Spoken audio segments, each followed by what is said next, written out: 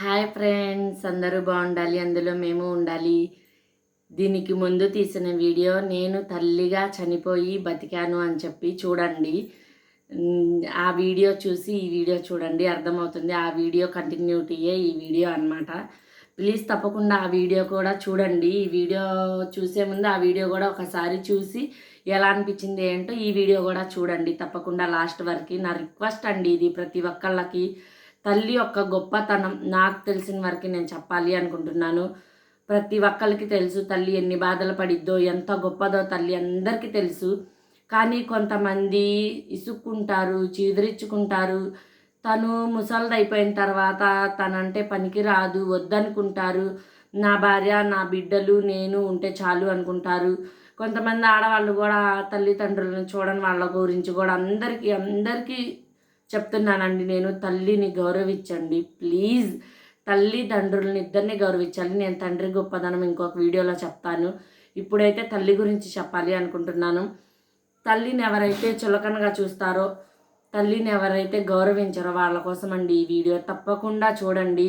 నేను ఆ వీడియోలో షేర్ చేసుకున్నాను. ముందుగా మా చంద్ర ఆంటీ, నా మేనత్త మా చంద్ర ఆంటీకి అయితే థ్యాంక్స్ చెప్పాలనుకుంటున్నాను ఈ వీడియో రూపంలో. ఎందుకు అంటే నా డెలివరీ టైంలో తను నాకు ఎట్లా సపోర్ట్ చేసిందో ఆ వీడియోలో చెప్పాను. ఎవరైనా చూడని వాళ్ళు ఉంటే చూడండి, మీకు అర్థమవుతుంది నేను ఎందుకు థ్యాంక్స్ చెప్పాను అని చెప్పి. డెలివరీ టైంలో ఆడ మనిషి మీకు కాలో చెయ్యో ఒక బొటని వేలో ఇరిగితే మీరు ఎంత నొప్పి పుడుతుంది. మీకు ఒక కాలు ఇరిగింది అనుకుందామండి సపోజ్. ఆ ఇరిగిన క్షణం మీకు ఎంత నొప్పి ఉండిద్ది. ఒంట్లో ఉన్న ఎముకల మొత్తం ఇరిగినంత నొప్పి అనుభవించిద్ది ఆడది. ఒంట్లో ఉన్న ఎముకలు మొత్తం ఇరిగిపోయి ముక్కలు ముక్కలు అయిపోతే ఎంత నొప్పి ఉండిద్దో డెలివరీ టైంలో ఆ నొప్పి ఆడవాళ్ళకి ఆ నొప్పి ఉండిద్ది. అది అందరికీ తెలియదు. ఒక బిడ్డకి జన్మనిచ్చిన తల్లికి మాత్రమే తెలిసిద్ది. అంత నొప్పిని భరించిద్ది, మీకు జన్మనిచ్చిద్ది, మీరు ప్రపంచాన్ని చూసేటట్టు చేసిద్ది. 9 నెలలు మోసి బరువైన పక్కన పెట్టాలనుకోదు, పట్టకపోయినా మెలుకొని ఉండిద్ది. కనిన దగ్గర నుంచి మళ్ళీ మీకు పాలు ఇవ్వడానికి తపన పడిద్ది.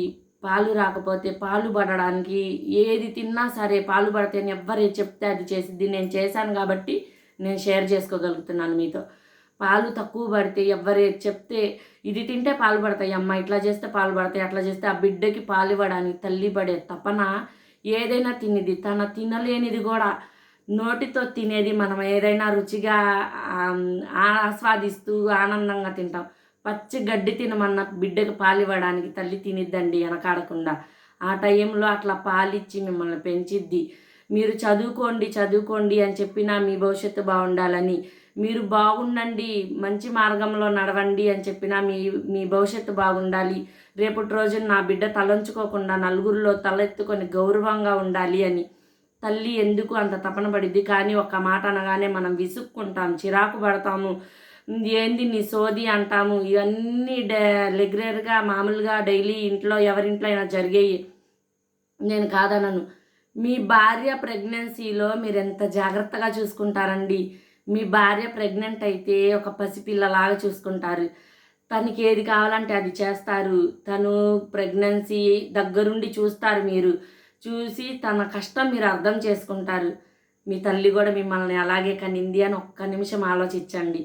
మీ భార్యని మీరు ఎంతైతే జాగ్రత్తగా చూసుకొని, నా కోసం నా బిడ్డ కోసం ఇంత కష్టపడింది నా భార్య అని నెత్తి మీద పెట్టుకొని చూసుకుంటారు ఆ క్షణం నుంచి. అలాగే నా తల్లి కూడా నన్ను ఇంతే కష్టపడి కనింది కదా అని ఒక్క క్షణం ఆలోచించండి. ఒక్క క్షణం గుర్తు తెచ్చుకోండి ప్లీజ్. దయచేసి మూర్ఖంగా ఎవ్వరూ ఉండకండి. తల్లిదండ్రి లేకపోతే మనం లేము. తల్లి ఒక బిడ్డకి జన్మనియకపోతే ఆ బిడ్డ జన్మ లేదు. తర్వాత జీవితంలో ఎంతమంది వచ్చినా సరే మిమ్మల్ని మొట్టమొదటి చూసేది తల్లి. మిమ్మల్ని మొట్టమొదట ముద్దు పెట్టుకునే తల్లి, మిమ్మల్ని లాలించేది తల్లి, మీకు లాల పోసేది తల్లి. తల్లి లేనిది మీరు లేరు. అట్లాంటి తల్లి ఒక వయసు అయిపోయిన తర్వాత, ముసలి వయసు వచ్చిన తర్వాత చిన్న బిడ్డ అయిపోయిద్దండి. మీకు జన్మనిచ్చి మీ బాత్రూమ్ కూర్చుంటే కడిగి తను తినేటప్పుడే ఎవరికి మీకు తెలుసు, మీరు భర్తలుగా మీ భార్యలకి చూస్తారు, పాపం అనుకుంటారు. మీ తల్లి కూడా అలే చేసి ఉండిద్దండి. మీరు తినేటప్పుడే వాళ్ళు బాత్రూమ్కి వెళ్తారు, మీరు తినేటప్పుడే వాళ్ళు వాష్రూమ్కి వెళ్తారు, నైటులు నిద్రపోరు, పాలు సరిపోవు, ఏడుస్తారు. అవన్నీ మీ తల్లి కూడా పడింది కాబట్టి మీరు ఇంతటి వాళ్ళు అయ్యారు. అదొక్కటి గుర్తుపెట్టుకోండి దయచేసి. మీరేం చెయ్యక్కర్లేదండి వాళ్ళకేం బిల్డింగ్లు కట్టియక్కర్లేదు, వాళ్ళకేమి బంగారం చేపించక్కర్లేదు. పూటకో చీర అడగరు, రోజుకో చీర అడగరు, మమ్మల్ని అట్లా ఉంచి ఇట్లా ఉంచి షికారు తిప్పు అనరు, ఏది అడగరండి. వాళ్ళు మీ నుంచి ప్రేమ, అభిమానం, ప్రేమగా 4 మాటలు ఇవి తప్పితే ఎయ్యి అడగరండి మీ నుంచి. వాళ్ళు ఏది ఆశించరండి, ఒక్క రూపాయి కూడా ఆశించరు. ఎవరో ఎందుకు మా నానమ్మ మా నాన్న జాబ్ లేకుండా ఉంటే 14 సంవత్సరాలు మమ్మల్ని పోషించింది మా నానమ్మ. తర్వాత సరే అప్పుడు తను పని చేసుకుంటుంది, పోషించింది, నేను కాదన్నది. తర్వాత మా నానమ్మ మంచాన పడితే మా నాన్నకు అప్పుడు జాబ్ పోయిందనమాట. మా నాన్న మంచాన పడిన తర్వాత జాబ్ పోయింది. ఎవరు చూశారో ఎవరు చూడలేదో అవన్నీ మనం ఇక్కడ వీడియోలో మాట్లాడుకోవడం అనవసరం లేండి. 14 సంవత్సరాలు జాబ్ పోతే మా నాన్నమ్మ ఎప్పుడన్నా మేము చూడటానికి వెళ్తే ఎవరన్నా ఒక 100 రూపాయలు, 200, ఒక 500, ఒక 1000 రూపాయలు నువ్వేదన్నా కొనుక్కొచ్చుకో, నువ్వేదన్నా తెచ్చుకొని తిను అని ఇస్తే అవి దాచిపెట్టి తను బుట్టలో మా నాన్నకి ఇవ్వమని చెప్పేది, మా అమ్మకి ఇవ్వమని చెప్పేది. జాబ్ లేదు, బాధపడుతున్నాడు నా బిడ్డ. తను మంచాన పడిన తర్వాత కూడా బిడ్డ గురించి ఆలోచించింది. మా నాన్నమ్మని చూశాను నేను, మా నాన్నమ్మ అట్లా ఆలోచించింది. వాళ్ళు ఏ వయసులో ఉన్నా సరే మీ గురించే తపన పడతారు, మన గురించే ఆలోచిస్తారు. ఎన్ని కష్టాలు వచ్చినా మన కోసమే ఎదుర్కొంటారు. అట్లాంటి తల్లిని మాత్రం దూరం చేసుకోకండి దయచేసి. వృద్ధాశ్రమంలో వదలకండి, అనాథల్లాగా వదలకండి.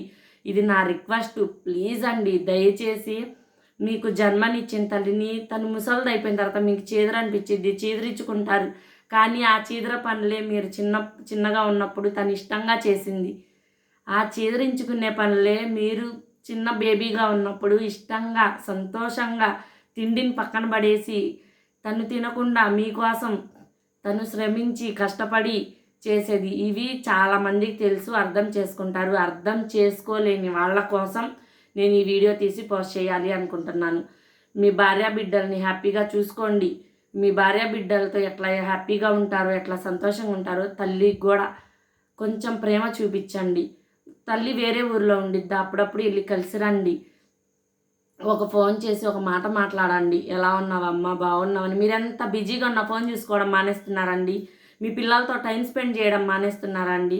మీ భార్య బిడ్డలతో టైం స్పెండ్ చేయడం మానేస్తున్నారండి? మానేయట్లేదు కదా.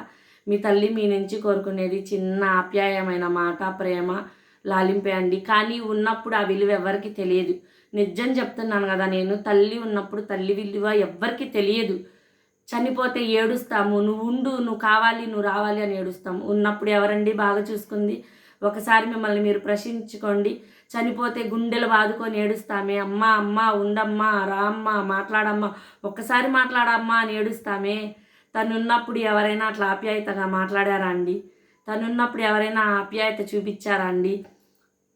ఒకసారి గుర్తు చేసుకోండి. మీ తల్లిని మాత్రం బాధ పెట్టకండి. తను బాధపడితే కూడా అది మనకు మంచిది కాదు. కానీ తల్లి బాధపడదు. మీరెంత బాధపడినా నువ్వు సుఖంగా ఉండయ్యా అని కోరుకునేది, నువ్వు సుఖంగా ఉండమ్మా అని కోరుకునేది. దయచేసి పెళ్ళి కాకముందు తల్లిని బాగా చూసుకొని పెళ్ళైన తర్వాత మారిపోయే భర్తలకు కూడా చెప్తున్నాను, ఆడవాళ్ళకు కూడా చెబుతున్నాను. నాకు కోపం వచ్చినా సరే మీ అమ్మని చూడొద్దు, మనమే ఉందాము, మీ అమ్మకి డబ్బులు పంపిద్దాం, వద్దండి అనొద్దు దయచేసి. మనము రేపు ఆ స్టేజ్కి వస్తాం. మన బిడ్డ అట్లాగే మనల్ని అంటే ఎవరు చూసుకుంటారు చెప్పండి మనల్ని? దయచేసి ఎవ్వరూ అట్లా అనొద్దు. కొంతమంది మగవాళ్ళు బాగుంటారు, కొంతమంది మగవాళ్ళు భార్యలు వచ్చిన తర్వాత భార్యకి అమ్మకి పడట్లేదు, దూరంగా ఉంటే భార్య జీవితాంతం ఉండాలి, అమ్మని పక్కన పెట్టేసేస్తారు. వద్దండి, సర్దుకుపోండి. ఒక్కొక్క విషయంలో రేపు మీరు ముసలి వాళ్ళైన తర్వాత మీకు అట్లాంటి పరిస్థితి వచ్చిద్దండి. గుర్తుపెట్టుకోండి ఇది. మీ కొడుకు మిమ్మల్ని అలా చేస్తే మీకు ఎంత బాధగా ఉండిద్దో. వాళ్ళున్న కొన్ని రోజులు వాళ్ళు చాదస్తంగా ఉన్నారా మెల్లిగా చెప్పండి. ముసలి వయసు వచ్చిన తర్వాత చిన్నపిల్లల మనస్తత్వం వచ్చిద్దండి. నేను మా నానమ్మని చూశాను కాబట్టి నాకు అది తెలుసు. నేను అర్థం చేసుకున్నా, మా నానమ్మని చూసి నేను అవన్నీ అర్థం చేసుకున్నాను. వాళ్ళకి మా నానమ్మ తినకుండా మాకు పెట్టిన రోజులు ఉన్నాయి. తను నోరు కట్టుకొని తను కడుపు మార్చుకొని మాకు తినిపించిన రోజులు ఉన్నాయి. కానీ తను ఒక వయసు అయిపోయిన తర్వాత తినడానికి మేము ఏదన్నా ఇవ్వకపోతే ఏడ్చింది. తినే రోజేమో తినకుండా మాకు పెట్టింది. తను తినే టయానికి వచ్చి తినాలి అనిపించినప్పుడు మేము ఇవ్వకపోతే ఏడ్చింది తను.